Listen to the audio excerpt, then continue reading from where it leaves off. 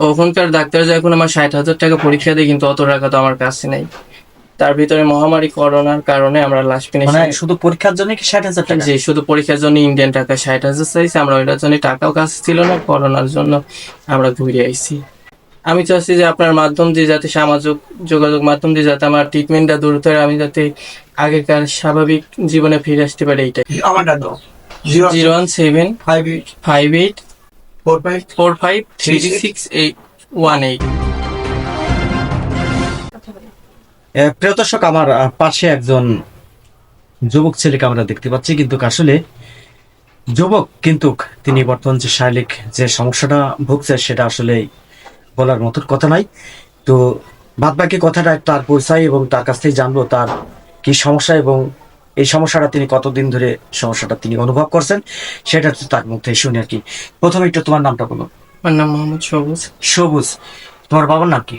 মোহাম্মদ সেলিম বাবু। সেলিম বাবু। বাড়ি কত তোমার? জগতী মন্ডল পাড়া। জগত মডেল। আসলে তোমার কি সমস্যাটা একটু বলো তো। আমার মেন সমস্যা মানে কিডনির উপরে টিউমার ধরা পড়ছে, ওইটা থেকে যত দিন যাচ্ছে ততই দেখা যাচ্ছে সমস্যা, এবং পুরা দেহ কামড় দিচ্ছে এবং বায়ুপথ দিয়ে রক্ত দেখা দিচ্ছে, এবং মুখ দিয়ে সময়তে বেলাট আসছে। আর মানে সপ্তাহের ভিতরে 2-3 বার অসুস্থ, জ্বর মাপলেই দেখা যাচ্ছে 102 বা 100 জ্বর। এই সমস্যাটা কতদিন ধরে? কিছু না হলেও তাও আজ 3-4 বছর, প্রায় 5 বছরই। 5 বছর ধরে। আহ, তো এই ব্যাপারে কোনো চিকিৎসা? এ ব্যাপারে চিকিৎসা নিয়েছে, ওষুধ খাইলে স্বাভাবিক থাকে, ওষুধ খাওয়া বাদ দিলে যা তাই আবার মানে যত দিন যাচ্ছে সেতই কেমনে আমি অসুস্থ বেশি হয়েছে, এবং পুরা দেহ ফুলে যাচ্ছে, এবং পুরা দেহতে কামড় ধরছে, আর গায়ে প্রচুর পরিমাণ জ্বর থাকছে। সময়তে মানে খাবারও খাইতে পারছি না। মূলত ডাক্তাররা কি বলছেন? ডাক্তার এখন রিপোর্ট করে বলছে অপারেশন করতে হবে আর ওষুধ খাইতে হবে, কিন্তু বলছে তোমার এই অপারেশন করতে ব্যয়বহু টাকা খরচ হবে। কিন্তু আমার বাবা তো বর্তমান তার চাকরি নাই, সে একজন গরিব মানুষ, এত টাকা কোথায় থেকে ম্যানেজ করবে? কত টাকা লাগবে? ডাক্তাররা বলছে যে তোমার মিনিমাম 4 লক্ষ টাকা লাগবে। 4 লাখ টাকা? জি। আচ্ছা, মানে এই 4 লাখ টাকা হলে কি তোমার অপারেশন সম্ভব? এখন ডাক্তাররা তো সেটাই বলছে, বলছে তোমার অবস্থা কেমনি খারাপ, তোমার মানে শারীরিক দিক থেকে অবস্থা। ডাক্তারের রিপোর্ট দেখে বলছে যত তাড়াতাড়ি পারো ডাক্তার অপারেশনের কথাই বলছে। কিন্তু আবার নতুন করে ফের ডাক্তার কোলোনোস্কোপি দিয়েছে, কিন্তু টাকার জন্য এই পরীক্ষাটা করতে পারি নাই। আচ্ছা, মানে এই অপারেশনটা কি বাংলাদেশে সম্ভব নাকি তোমাকে বাড়ি যেতে হবে? এখন ডাক্তার বলছে যে কিছু কিছু ডাক্তার বলছে যে বাইরে গেলেই ট্রিটমেন্টটা তোমার সঠিক হয়। বলছে বাংলাদেশের ডাক্তার তো ঠিক মতন অপারেশন এবং বা ঠিক মতন অপারেশন সময়তে করতে পারে, সময়তে অপারেশন মানুষের ভুল ভালো হইতে পারে, তোমার বাইরে করলেই ট্রিটমেন্টটা ভালো হয়। আমি 2021 সালে ইন্ডিয়াতেও গেছি, তার ডকুমেন্টও আমার কাছে আছে। ইন্ডিয়াতে যেহেতু গেছো, ওখানকার ডাক্তার কি বলে? ওখানকার ডাক্তার যে এখন আমার 60,000 টাকা পরীক্ষা দেয়, কিন্তু অত টাকা তো আমার কাছে নাই।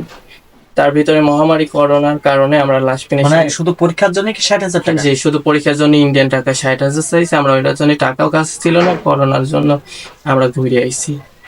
আহ, এখন কি চাচ্ছ আমার মাধ্যম দিয়ে? আমি চাচ্ছি যে আপনার মাধ্যম দিয়ে যাতে সামাজিক যোগাযোগ মাধ্যম দিয়ে যাতে আমার ট্রিটমেন্টটা দ্রুত হয়, আমি যাতে আগেকার স্বাভাবিক জীবনে ফিরে আসতে পারি, এইটাই। স্বাভাবিক নিয়মে ফিরে। জি। আমি একটু আর একটু জানতে চাই, তুমি কি পড়াশোনা জানো? জি, আমি পড়াশোনা জানি। আমি ক্লাস 8 পাস করে 9-এ ভর্তি হওয়ার পর থেকে আমার মানে স্কুলে ঠিক মতন স্কুলে উপস্থিত থাকতে পারি না, শুধুমাত্র এই অসুস্থতার জি, কারণে? কারণ আমার যখন কামড় ধরে পেট করে তখন তো আমি কথা বলতে পারি না। আজকে আমার গায়ে প্রচুর জ্বর, আমি কথা বলতে পারছি না, তবু আপনার অনুরোধের জন্য আমি কথা বলছি। কালকেও আমার গায়ে 101 জ্বর ছিল, ডাক্তার এসে ওষুধ দিয়ে গেছে, সুই দিয়ে গেছে, তারপরও আজকে আমি অবস্থা খুবই মানে খারাপ। এই সমস্যার মূল তোমার সিমটমটা কি শুরু হয়? মানে আমার মেন শুরু হয়েছে এখান থেকে, কামড় ধরে, কামড় ধরলে মানে পোড়া দেহই কামড় ধরে, আর পেট টেট ফুলে সেই টাইমে দেখা যাচ্ছে খাওয়া দাওয়া বন্ধ, টাটানো জিলকিনি পোড়া দেহই ধরে যায়। তার মানে তোমার এই শারীরিক সমস্যার কারণে আজকে তোমার লেখাপড়া স্থবির? জি, লেখাপড়া সবকিছুই অসুস্থতার কারণেই বন্ধ আছে। আচ্ছা আচ্ছা। কারণ আমি এক জায়গায় যাইতে ভয় পাই, যখন কামড় ধরে সেই টাইমে আমি অসুস্থ, মানে রোডের ভিতরে আমি অসুস্থ হয়ে যাই, কথা বলতে পারি না, পেট টেট ফুলে খুব খারাপ অবস্থা।